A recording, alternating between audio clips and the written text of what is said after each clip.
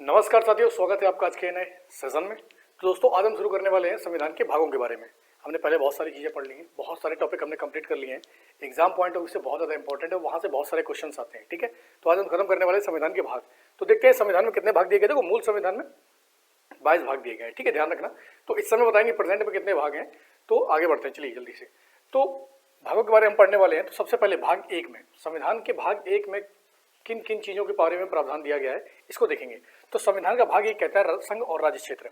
संविधान के भाग ए में किस चीज़ के बारे में दिया गया है कि संघ और उसका राज्य क्षेत्र, मतलब देश और उसका राज्य क्षेत्र, जितना भी विस्तार है, सारी चीज़ें जो उसमें विस्तार किए गए हैं, जो विस्तार हैं, वो किस में दिया गया है, भाग 1 में दिया गया। ध्यान रखना।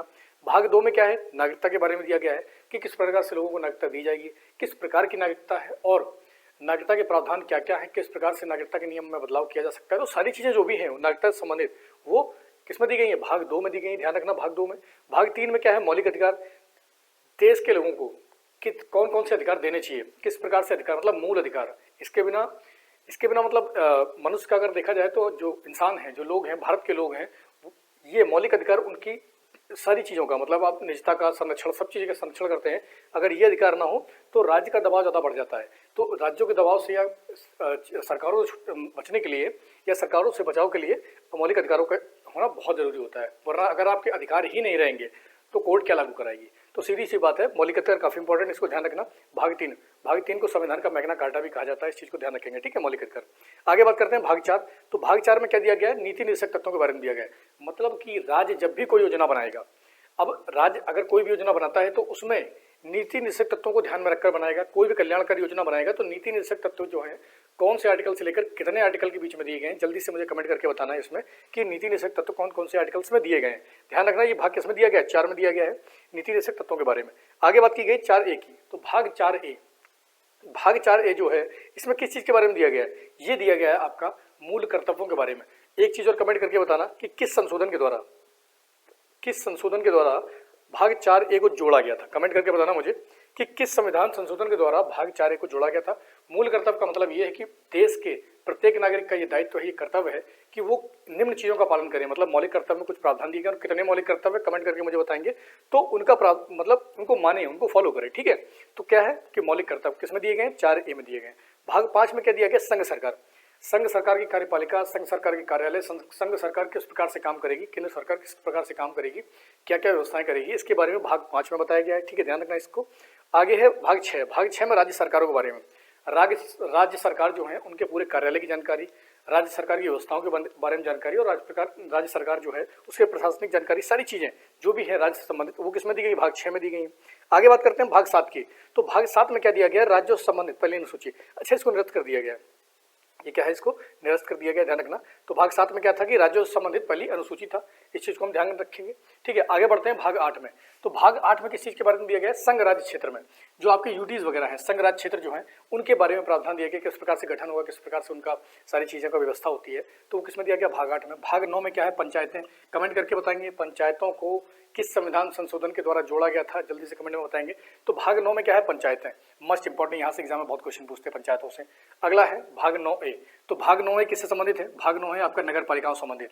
किससे, नगर पालिकाओं संबंधित। कौन से अनुच्छेद के तहत, अच्छा नगर पालिकाएं जो जोड़ी गई थी किस संविधान संशोधन के द्वारा जोड़ी गई थी, तो 74वां, कब, 1992 में। दूसरा है भाग 9B। अच्छा, 9B काफ़ी इंपॉर्टेंट है, एग्जाम में बहुत सारे क्वेश्चन आते हैं यहाँ से। तो भाग 9B में क्या है, सहकारी समितियाँ। तो सहकारी समितियों से संबंधित जितने भी प्रावधान हैं वो किस में दिए गए हैं, भाग 9B में दिए गए हैं। अच्छा, भाग 9B को कब जोड़ा गया था, तो 97 जो संविधान संशोधन हुआ था 2011 में, तब तो कौन सा जोड़ा गया था, 9B सहकारी समितियों को इसमें डाला गया था। ठीक है, ध्यान रखेंगे। आगे बात करते हैं भाग 10 में क्या है, जल्दी से पढ़ेंगे, जल्दी से खत्म करेंगे, ज़्यादा कुछ है नहीं, हर एक बच्चा लगातार पढ़ ही चुका होता है ये, तो लेकिन रिवीजन के लिए, क्योंकि रिवीजन के लिए हम इसको थोड़ा सा देख लेते हैं। ठीक है, तो भाग 10 में क्या है कि अनुसूचित और जनजाति क्षेत्र। तो अनुसूचित और जनजाति क्षेत्र में सरकार किस प्रकार से प्रशासन काम करेगा, किस प्रकार की व्यवस्थाएं करनी चाहिए, तो ये सारी चीज़ें किसमें दी गई हैं, भाग 11 में दी गई हैं। भाग 12 में क्या है, वित्त संपदा संविदाएं। तो वित्त से संबंधित, वित्त, पैसा, लेन देन, संपदा से जितनी भी संबंधित चीजें हैं उनकी व्यवस्थाओं के बारे में किसमें दिया गया है, भाग 12 में दिया गया है। भाग 13 में क्या दिया गया है, भारत के राज्य क्षेत्र के भीतर व्यापार, मतलब देश के भीतर किस प्रकार से व्यापार होगा, किस प्रकार से हम मतलब व्यापार और वाणिज्य कर सकते हो, समागम कर सकते हैं, इसके बारे में सारी जानकारी, सारी व्यवस्थाएं किसमें दी गई हैं, भाग 13 में दी गई हैं। आगे हम बात करते हैं तो भाग 14 की तो ध्यान रखना, यहाँ से बहुत ज़्यादा इंपॉर्टेंट क्वेश्चन हैं। भाग 9 ये बहुत पूछा जाता है, 9 भी बहुत पूछा जाता है, और ये तो इंपॉर्टेंट है ही, नागरिकता, मौलिक अधिकार, नीति निश्चित और मूल कर्तव्य। तो आगे हम बात करते हैं भाग कितना हो गया, 13, 14 की बात करते हैं। ठीक है, तो भाग 14 में क्या दिया गया है।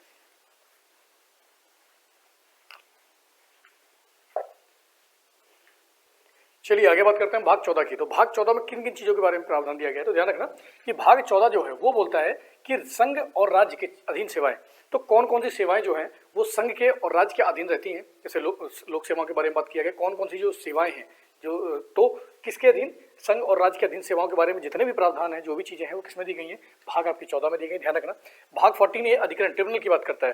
ट्रिब्यूनल का गठन क्यों होता है, किस प्रकार से होता है, ये हम आगे पढ़ने वाले हैं, लेकिन ध्यान रखना ट्रिब्यूनल से मतलब क्या होता है कि क्या, अधिकरणों का गठन। तो अधिकरण का गठन कब किया जाता है, कौन से भाग में किया जाता है, 14A में किया जाता है। भाग 15 क्या कहता है, निर्वाचन के बारे में। तो भारत का जो निर्वाचन आयोग है, तो निर्वाचन आयोग किस प्रकार से काम करेगा, उसके सारी चीजें जितने भी प्रावधान हैं वो किसमें दिए गए हैं, भाग 15 में दिए गए हैं। तो निर्वाचन आयोग के प्रावधान सारे किसमें दिए गए हैं, भाग 15 में दिए गए हैं। भाग 16 में किनके बारे में बताया गया है कि कुछ वर्गों संबंधित विशेष प्रावधान।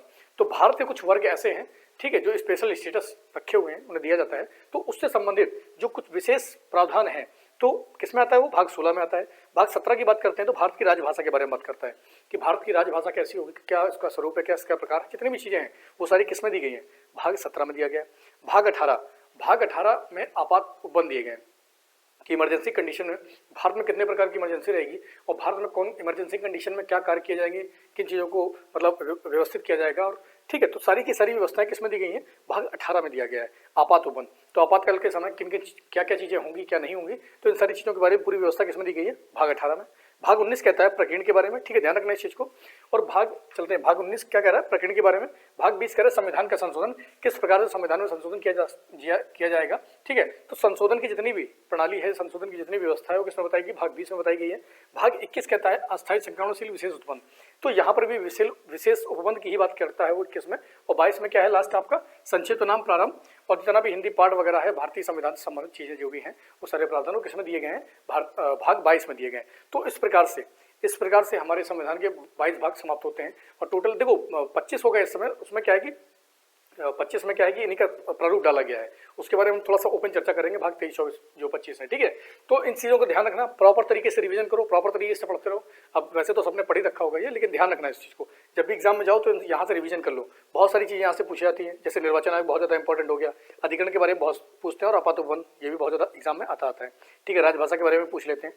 तो लगातार इस तरीके से पढ़ाई करते रहो। हम लोग पूरी की पूरी पॉलिटी खत्म करने वाले, पूरी जीएस खत्म करने वाले, धीमे धीमे इस तरीके से पढ़ते रहेंगे और लगातार मेहनत करते रहो, लगातार डटे रहो, टिके रहो। और कुछ नहीं, 10 मिनट पढ़ना है, डेली 10 मिनट पढ़ना है, इतना पढ़ लिया बहुत है, पूरे सारे एग्जाम निकलेंगे, टेंशन नहीं लेना है, ठीक है। हम पूरा जीएस खत्म करेंगे और लगातार मेहनत करते रहो। 1-2 बार वीडियो देखो, समाप्त, ठीक है। तो आज के लिए इतना ही बहुत है।